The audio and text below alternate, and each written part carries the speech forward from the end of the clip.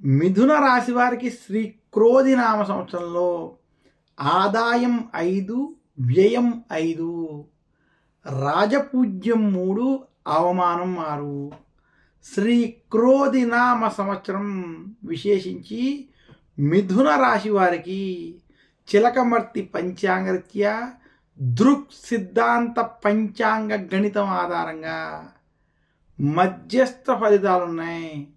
మిథున రాశి వారికి సంవత్సరం వ్యయస్థానంలో బృహస్పతి సంచరించడం, భాగ్యస్థానంలో శని యొక్క సంచారం, అలాగే మిథున రాశి వారికి దశమ స్థానంలో రావు, చతుర్థ స్థానంలో కేతు యొక్క సంచారం చేత మిథున రాశి వారికి వృత్తి ఉద్యోగ వ్యాపార పరంగా ఈ సంవత్సరం కొంత పురోగతి ఉన్నప్పటికీ ఆర్థిక సమస్యలు, ఆర్థిక చిక్కుల వల్ల ఇబ్బంది పడేటువంటి గోచార గ్రహస్థితి కనపడుతుంది.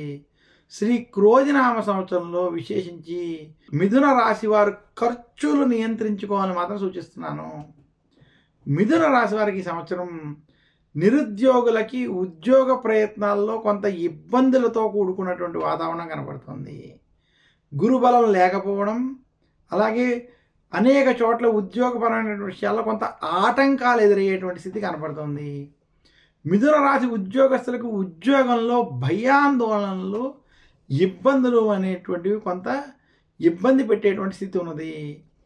మిథున రాశి వ్యాపారస్తులకి ఖర్చులు అధికంగా ఉండేటువంటి స్థితి కనబడుతుంది.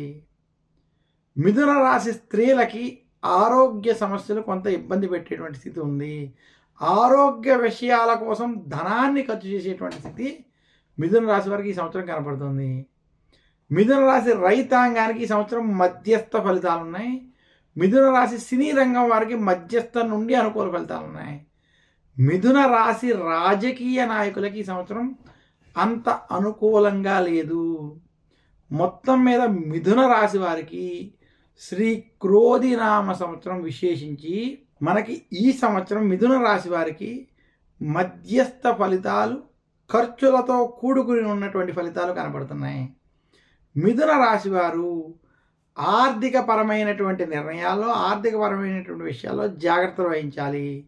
అప్పులు చెయ్యొద్దు, అప్పులు ఇవ్వద్దు అని మాత్రం సూచిస్తున్నాను.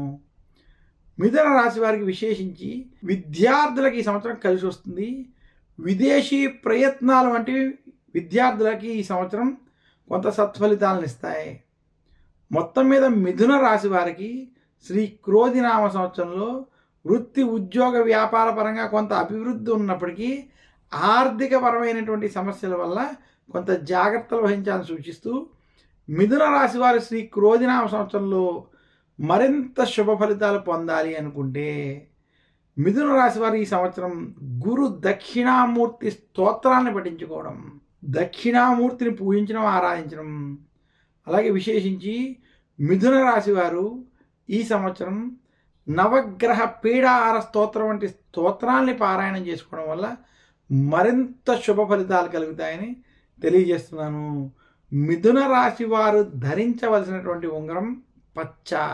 మిథున రాశి వారు ఆరాధించవలసినటువంటి దైవం శ్రీమన్నారాయణుడు. విశేషించి ఆ నారాయణ్ణి పూజించడం, మహావిష్ణువుని పూజించడం, విశేషించి బుధవారం రోజు మహావిష్ణువుని మిథున రాశి వారు పూజించడం వల్ల మరింత శుభ ఫలితాలు కలుగుతాయని తెలియజేస్తున్నాను.